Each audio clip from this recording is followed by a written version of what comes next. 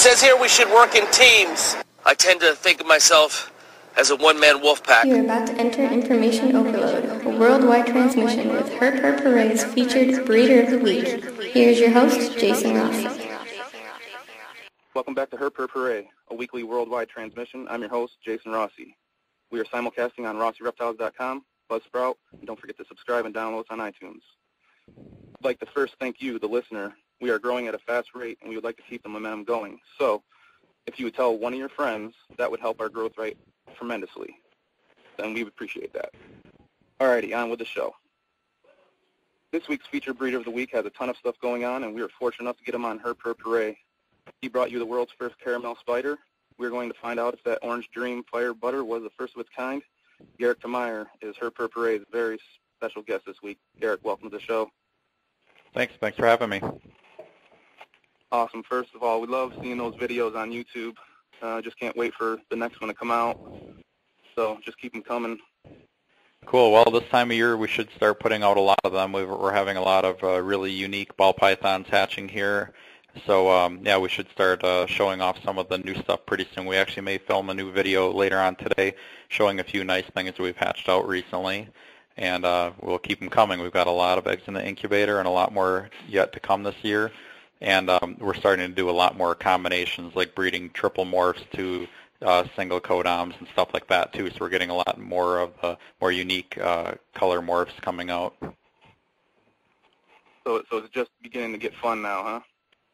Oh, yeah. I mean, this time of year is great. I mean, it's I've said it many times before, but it's like Christmas every time I come out to the shop nowadays because, you know, when we can open up that incubator and see something in there, you know, when you're sitting there looking at a clutch of eggs and you're just wondering the whole time during incubation what is in there, and then the day that you finally get to clip those eggs open and actually see what's in there, I mean, that's just, you know, it's just so much fun. I mean, that's what I do this for, you know, just that thrill of seeing something new coming out, or maybe something that's not necessarily new, but something that's new to me, or something, you know, one of my favorites that I just like. You know, I still like looking at clutches with bumblebees coming out. There's a lot of bumblebees out there now, but it's still a fun thing for me because they're one of my favorite morphs. So, yeah, there's a lot going on here right now, and it's a very, very fun time of the year. So in that one video, you thought that the Orange Dream Fire Butter was the first of its kind. Is that still holding true? Yeah, I mean, I don't know if other people have produced them since then. That, you know, that was back in 2011. I think that was May of 2011 when we hatched those out. But yeah, I'm pretty sure that the pair of Orange Dream Fire Butters that we hatched out were the first of their kind. And coincidentally, I've got babies from the Orange Dream Fire male, or sorry, Orange Dream Fire Butter male. I should think of a shorter name for that, but I've got babies from him hatching right now.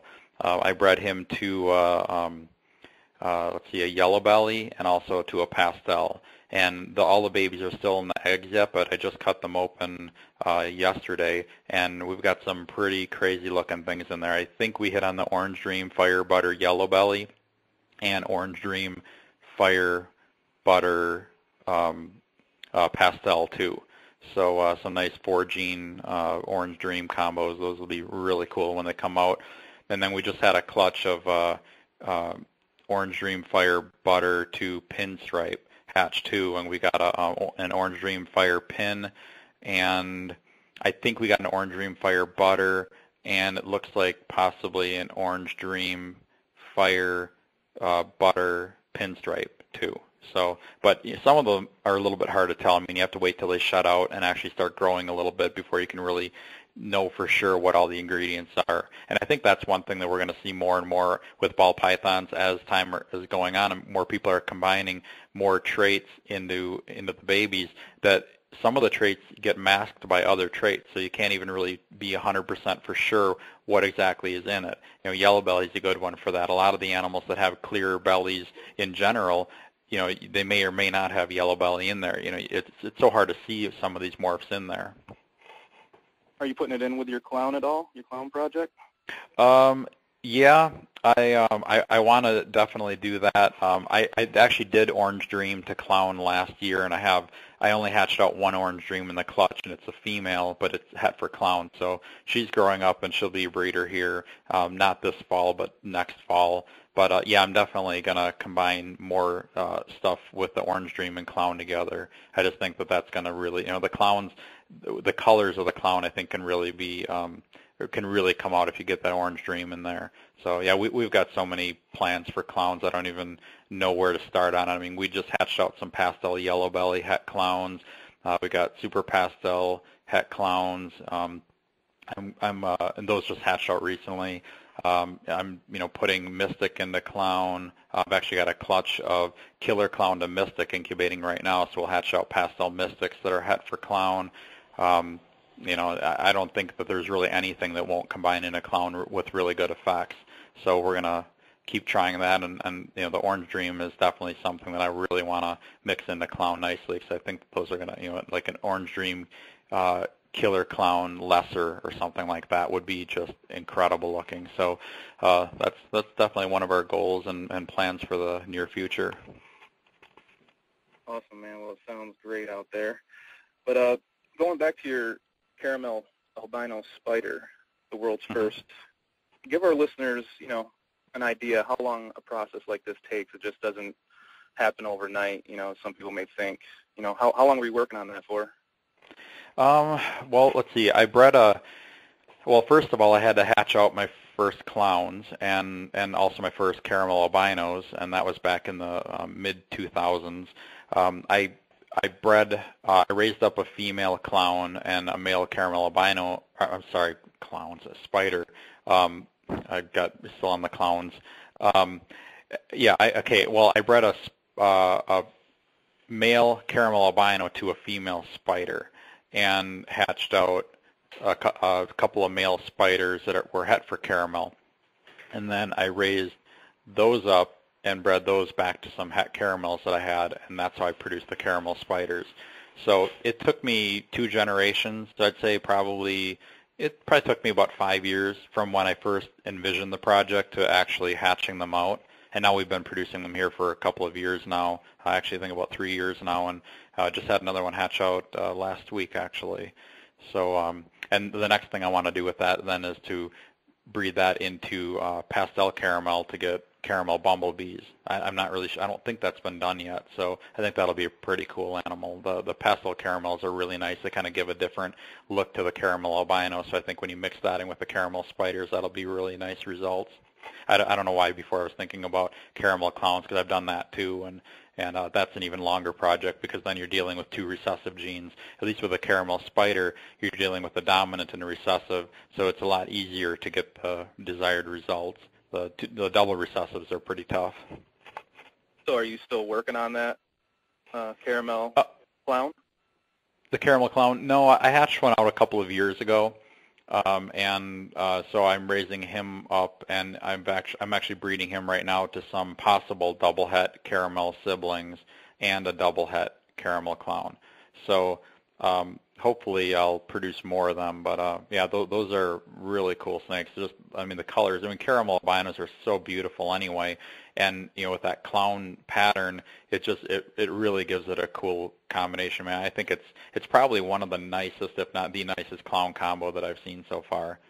And speaking of clown stuff, I actually did hatch out a pair of albino clowns about 2 weeks ago, and a clown het albino and an albino het clown. I got lucky, and when I first bred double het to double het, I hatched out a male albino clown, and so now he's my primary breeder, and I'm breeding him to double het females. So once you get that visible double recessive male, then it's easy to make more of them. It's hard to hit on the first one, because each egg from breeding double het to double het is only a 1 in 16 chance. So like our first albino pied was pretty hard to hit on. The first albino clown was actually, it happened I think it was the first or second clutch, so we got really lucky with that. And we did the albino genetic stripe. It took us, I think, 5 or 6 clutches of those to produce one, but we have a baby male here that just hatched out, so we'll raise him up, and he'll replace our double het male. So that's the key, is just getting a visible double recessive male, and then it's easy after that. Yeah, that was my next question, that albino pied. How long did that take you? It took me 5 clutches. I think it was in 2006 I bred a pied to an albino, and I only hatched out a trio of double hets. And then I raised those up, and I started breeding those, and it took me 5 clutches of breeding those together between the 2 females, a total of 5 clutches before I hit on an albino pied. And it was 5 clutches, but I think there was only 15 fertile eggs. Those females bred really late in the season, like they were always like December or January layers. So, and it seems like a lot of those, the infertility rate kind of goes up a little bit. I'm not really sure why, but I think there was only 15 fertile eggs between those 5 clutches. So I guess we beat the odds by a little bit with the number of fertile eggs that we had, but 5 clutches seemed like it was a long time to hatch one out. But I've hatched out a lot of albino possible het pieds and pied possible het albinos, and luckily most of those ended up being female. So I've raised those up over the years, and now we'll breed those to the albino pied male. And then a couple of years ago, we also bred. We produced a pied het for albino and a couple albinos that were het for pied, and we've got those breeding in my collection now too. And so we're producing more albino het pieds and pied het albinos. And so when if you can use those for for the females, if you can use albino het pied females or pied het albino females, it's a lot better than using double hets, because you've already got one part of the equation solved. If you have a visible albino, the albino gene is going to transfer into every one of the babies, guaranteed. So it gets easier to hit on those double recessives if one of the parents has at least one of the traits already visible in it. Now, you say fertility issues. You're saying the het pieds have fertility issues? No, I think it's more just the time of the year. Our really late season clutches, because we start breeding in November, and we'll normally keep breeding pairs together until it either becomes obvious that the female is not going to lay, or she's not producing any follicles, or she's gravid. Those are the only 2 outcomes. She's either not producing follicles, or she is going to produce eggs. So, like, even right now, on August 1st, we're still actively breeding our males that we started breeding back in November. We're not breeding them to very many females now, because most of our females have laid already. But any female that looks good, if you can, if she's got follicles in her, it's still worth it to breed. Because if you have a female that's building follicles right now, but you go by the standard recipe of breeding ball pythons, where you only breed until March or April or May or something like that a lot of people do, then she may build follicles and then reabsorb them, or go on to lay infertile clutches.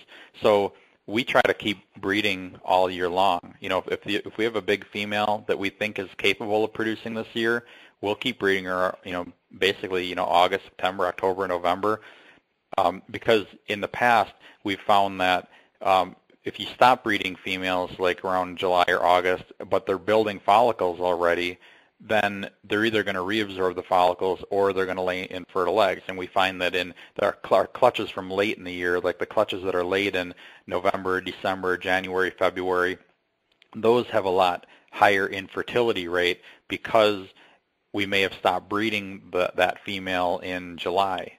So, if she goes from July is the last time she's bred, and then she lays her clutch in December, the chances of that clutch being fertile isn't very good, compared to if we would have kept breeding her up through the fall. So that's what I meant by that. I mean, pieds have, as far as I can tell, just as good a fertility as any other morph. We haven't really bred a lot of visible pied females here, but we've got a couple, 3 dozen hets or something like that, and they produce good eggs for us all the time. So yeah, it wasn't anything about the pied. It was just the time of year in anything. I mean, you could have a normal ball python that'll lay an infertile clutch around December or January if she hasn't been with a male since June or July. I just misunderstood. Thanks for clearing that up. Going back to the caramel, do you have any issues with kinking and infertility? Yeah, definitely. I mean, there's always some babies that come out kinked. This year we've been pretty lucky. We had, I think, one baby that was fairly severely kinked, but not life-threateningly. I mean, she's fine and doing very well, but just obviously a physical deformity. And we have another one that had a little tip of her tail with just a little wave right at the tip. But other than that, we haven't had any problems with kinking this year. But we haven't hatched very many caramels out either. I mean, it's just something that's part of the gene. I think that pretty much everybody that works with caramels deals with some kinking. I think that if you outcross as much as possible, if you breed different lines together as much as possible, I think you can minimize it. But I just don't realistically think there's any way to breed out the kinking in caramel albinos. And as far as infertility, the caramels seem to have a lot more eggs that'll just mysteriously go bad during incubation. Yeah, I don't really candle my eggs very much, so they might have been eggs, that were full size and everything, but never even had any veins in them. But it seems like the caramels, or the het caramels, I should say. I've never actually bred a female caramel. I have a big female here that I'm trying to breed to a pastel pied right now, but my het caramels, you'll get like a clutch of 8 eggs, and maybe 6 of them will look good, but only 4 of them will hatch. We get that kind of thing going on a lot. But we've been primarily breeding one line of caramels to each other so far. I'm trying to introduce some other bloodlines in here now to hopefully help with that a little bit and to strengthen the bloodline a little bit. But I think there's always going to be some level of problems with the caramels. But they're just such beautiful snakes that I think that even with all that, it's still worth it to have it in my collection. Like, I couldn't see ever just not having any caramel stuff producing here. It's just nice. I love the way they look. So we'll always keep some here breeding. I wouldn't want to focus multiple racks on caramel albino stuff just because of the lower success rate. But I would definitely always have some in here. Awesome. They do have some nice combos, but what do you have planned for your crystal project? Well, right now we're mostly focused on just making more crystals. I've been breeding special to Mojaves this year, crystal to Mojaves, and I'm also breeding a special to Mystic. I want to make some Mystic special combos and then use that to breed to Mojaves, and then I can produce potions and crystals in one clutch. So that's kind of what we're concentrating on doing right now.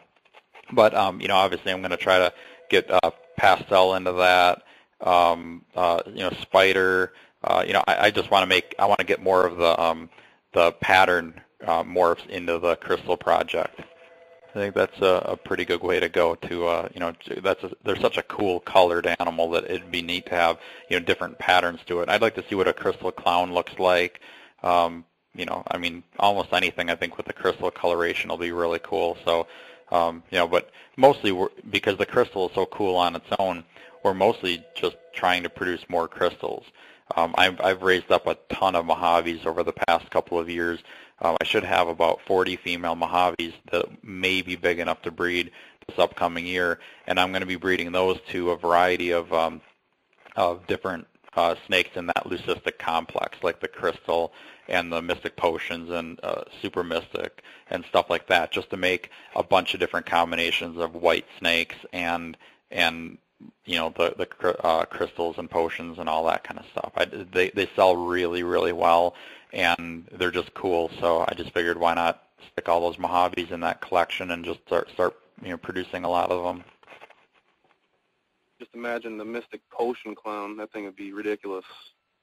Yeah, it's hard to say what would happen with that because the mystic potion is kind of a pattern morph and a color morph, so I'm not really sure how the clown would interfere with that. That's one of the coolest things with ball pythons. I mean, if you think about a certain pattern snake and you envision what would happen if you made an albino version of that or a caramel albino version of it or something, you can kind of envision what the snake would look like. But when you start mixing different patterned snakes together, you don't really know what it's going to look like because who's to say what the clown pattern is going to do? Like with the clown spiders or the bumblebee clowns or killer bee clowns. I mean, I guess we could have maybe thought a little bit about what they would look like and maybe come up with what they actually look like. But, until you actually see it, how do you know how that clown, how those different patterns are going to interact together? So, it'll be cool. I'm definitely going to work on the potion clown, and I could potentially produce it even as early as next year. So I've got a Mojave clown female that's almost big enough, a Mojave het clown female that's almost big enough to breed. And then if I make those pastel mystic het clowns this year, if I get a male of those, I could raise that up and breed that to the Mojave het clown. So I'd be doing a pastel mystic het clown to a Mojave het clown. So I could make potentially pastel potion clowns. So that's something to stay tuned for next year. It's kind of a long shot to produce it, but there's definitely a chance, and it'll be pretty cool to see what a potion clown would look like. Hopefully, it'll be something really unique. How about the pied potion? You shooting for that at all? Not yet. I'm let's see, the pieds. Haven't really done Mystic or Mojave to pied yet. It's just one of those things. I haven't had very many pied females here that I've grown up over the years, and and then all the Mojaves that I've had, I've concentrated on producing leucistics or mystic potions or crystals with. So I haven't been able to devote any towards the pied project yet. But it's something I'd like to produce or at least work on at some point in the future. I mean, I should probably at some point breed pied to Mojave and then pied to Mystic, and then just take some of those and cross those together. But that's the problem with ball pythons, is that if you sit there and think about it all, there's so many different combinations that would be so great to do. But I don't think anybody is capable of doing all of them. I don't even think anybody is capable of having every morph in their collection anymore. I mean, there's hundreds and hundreds of different combos that have been done. So you kind of have to pick and choose which morphs to work on. We have this year, I think we had about 650 females here, and we produce a lot of different morphs of ball pythons, but there's so many that we haven't even started on yet because we either don't have the ingredients to produce them, or we just don't have the space for them. It's hard to do every project. So we're really picking and choosing based on what we think is going to look the best, or based on what morphs we have here and where we can go with those morphs. So, but eventually we'll do more combos and more with the pieds too. And I think the pied is one of those cornerstone morphs where you can mix it with almost anything and get really cool results. So that's one that we're concentrating on. Like, we want to get that into banana, do banana or coral glow pieds, more albino pieds, lavender albino pieds, just everything with pied. We, last year we did we brought a killer clown to a pied. So we got pastels double het for clown pied. So hopefully we'll produce those in another year or two, and those should be really cool looking.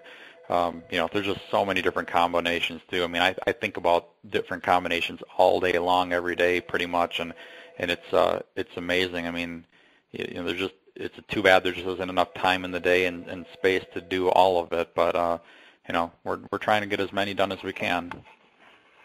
It's a daunting task, and you're doing a pretty good job at it. But those killer clowns, man, they're sick. So how'd you get your first killer clowns? Was it pastel to pastel het clown? Yeah, I bred years ago. I think it was 2005. I bred a clown to a pastel, and I produced 3 pastel het clowns. I kept 2 of those. The next year, I bred clown to pastel again and got a male pastel het clown. And then I raised those up and bred them to each other. And I got lucky. I got a male killer clown and a male super reduced pastel clown, all in my first clutch of pastel het clown to pastel het clown. And that was in, I think it was 2009. So now I'm using that killer clown male and the pastel clown male as my main breeders to produce all my clown combos. So that was, producing that killer clown was really key for us, because now everything we breed him to, the babies will come out no worse than pastel het clown. So we're producing a lot of pastel het clowns and super pastel het clowns and pastel clowns and things like that now. So that was really cool to hit the odds on that clutch and produce a killer clown. must be nice to see the progression too every year. You know, something new, something different popping out. You know, something you haven't hatched yet. You know, you can't hatch them all in 1 year, so it must be. It is nice, you know, hatching something out you haven't hatched before. So it's just a good feeling. Oh yeah, I mean even ones that other people have hatched out, but I've never hatched them out. Like I just produced my first butter spinner. It's actually in the incubator right now. That's the first time I've ever gotten that combination. I produced an Enchi butter spider here last week too, and that was the first of that type that I've ever produced. You know, it's very exciting and very rewarding. I mean, I think that's the most rewarding part of the whole business is being able to produce these different color types and just, you know, seeing the results of all your hard work. I mean, a lot of the morphs that I'm producing now that are triples or even quads all came from originally buying single codoms. You know, like I got my first butter in, I think it was 2006 or 2007. And, you know, and now to see all these butter combinations coming out now is really cool because, you know, I just started off with just a single butter male. And you know, starting off, you know, years and years ago when I first started, you know, back around 2000, all I could afford were just het males. Like I started off with a het pied male, a het caramel male.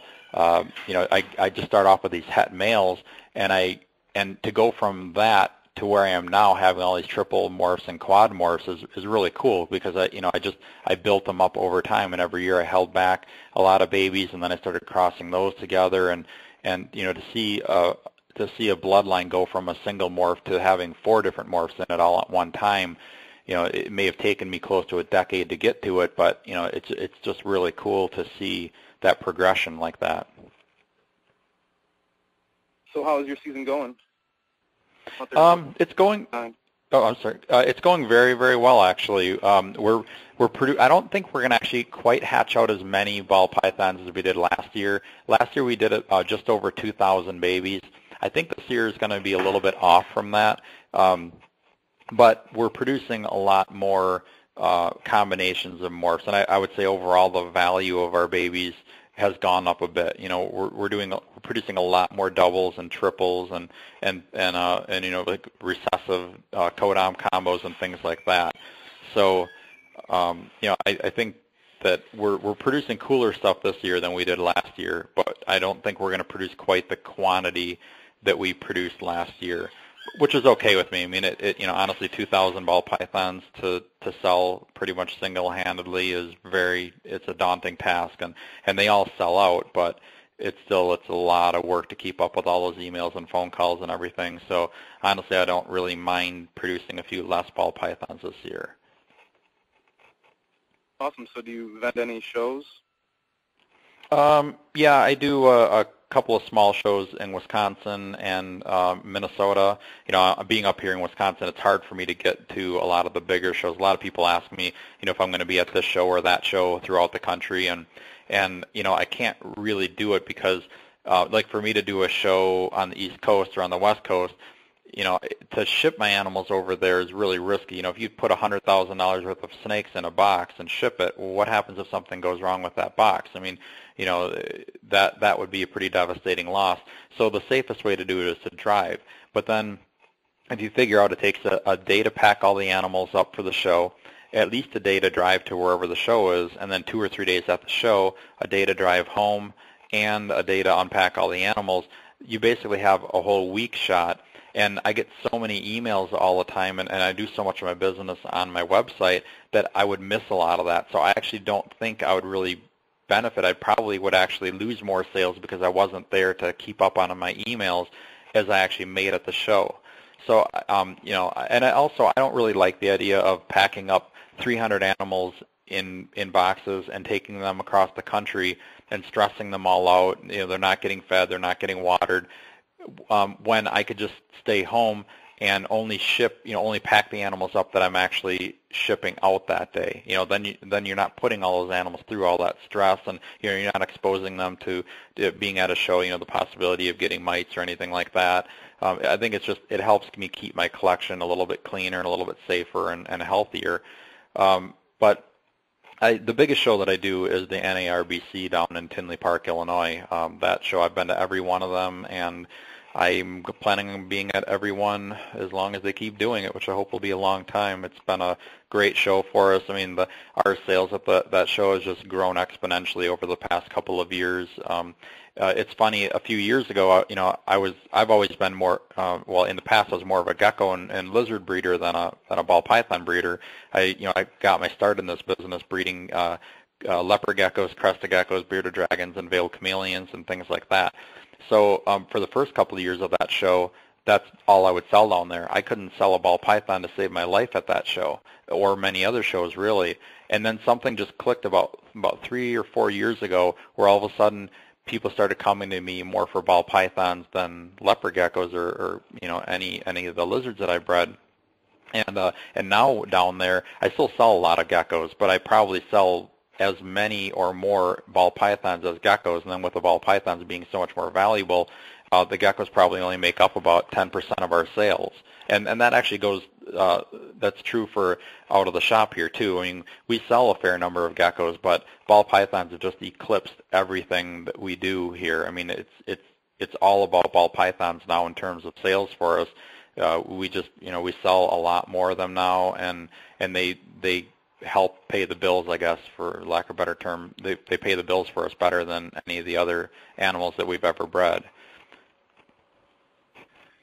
So can we expect any more world firsts from Royal Constrictor Designs this year? I sure hope so. I think I've got a couple of them in the eggs right now. Orange Dream Fire Butter Yellow Belly and Orange Dream Fire Butter Pastel. It's hard to even remember what all the different ingredients are that went into them, but I think I've got some of each of those in the incubator right now. So I believe that those would be the first of their kind. And we've got some other Orange Dream stuff we may be producing this year. I'm hoping to get some banana stuff out by the end of this year. I have a shot. I don't have anything incubating right now, but I could potentially produce banana genetic stripes before the end of the year. I think we probably won't have too many worlds first this year other than some of that Orange Dream stuff, but we'll definitely produce a lot of unique and really beautiful snakes. And that's what it's about, man. It's a great feeling. Mm-hmm. Okay, so what do you feel that we, the reptile community, need to do to combat all this legislation that's coming down on us repeatedly? I mean, it's a tough question. I think supporting USARC and any other, PJAC and any other organization that is fighting the battle for us, I think is the best thing that the average person can do. But writing into congressmen, senators, that kind of thing is obviously very important too. I guess I would just follow the lead of USARC and PJAC. Whatever they recommend us doing is probably, they know so much more about the legality of all this than I do for sure. I think following their lead and doing what they recommend is the best thing to do. But I think the other thing is that I think that us people that are into reptiles and involved in this industry need to go out and promote reptiles in a positive light. Go do classroom presentations. Like with me, I have tours coming into my shop from time to time. I do open houses here about once a year, but I also allow Cub Scout tours to come through or classroom tours to come through. And I think that educating kids and adults, the teachers or the Cub Scout leaders or anything like that, I think is really important to do. If you can get people to see reptiles in a positive light, I think that'll slowly but surely help change the opinions and make them more accepted in society. And I also think as a whole, breeders and dealers and pet hobbyists need to be more responsible with their animals too.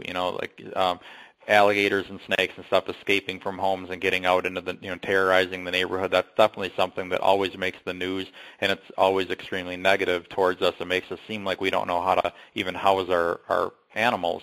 So I think making sure that kind of thing doesn't happen is very important. I guess, if you have a big snake, keep it in a lockable cage so it can't get out and eat a dog or anything like that. You want to make sure that that negative. You want to make sure people don't have negative experiences with reptiles. So I think that, along with the education part of it, are the two most important things that the average person can do. Just try to make the reptiles more accepted in society, and maybe it wouldn't be so easy to get these laws passed to take these animals away from us. Well, Garrick, that was a hard question, but that was a great answer. Yeah, that's definitely a hard question to answer, and like I said, I'm by no means an expert in the whole legal aspect of all that, but I just think if we throw our supporting with the organizations that are fighting the battle for us, that's the best thing we can do, along with the whole educational aspect of it. Awesome. Well, is there anything you'd like to add in closing, some breaking news or anything you'd like to add before we end this transmission? No, I guess I don't really have any breaking news or anything like that. Just to stay tuned for some new cool morphs that are coming out, and both with ball pythons, and we should have some really nice leopard gecko morphs coming out too. And yeah, I guess that's it. I mean, just we're working hard here to provide the best quality animals, not only with health, but with color and beauty too, that we can, and we'll have a lot more coming out in the near future, and just stay tuned for some new introductions soon, and I guess everybody just enjoy the reptiles. Awesome. Again, Garrick, thank you. We're talking to Garrick DeMeyer from RoyalConstructorDesigns.com. Thank you again for being on Her Per Parade. Yeah, you're welcome. No problem. Anytime. And if you ever want me to do it again, I'd be happy to come on. Yes, we'll definitely have that. I forgot to ask you, but you brought it up. Thank you. Sure. All right. All right, that's going to do it for this week's episode of Her Per Parade. Don't forget to subscribe and comment on iTunes. And as always, we are streaming live on herperparade.buzzsprout.com or rossyreptiles.com. Her Per Parade, out.